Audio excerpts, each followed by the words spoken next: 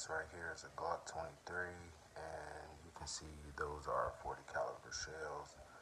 And the other mag next to it is 9mm Glock 19. Those are 9mm shells.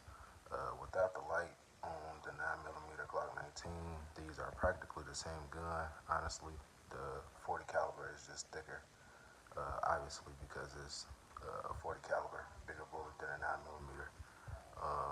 Other than that, like I said, they're really the same gun. As you can see on the right, the Glock 23 is thicker than the 9mm on the left, Glock 19.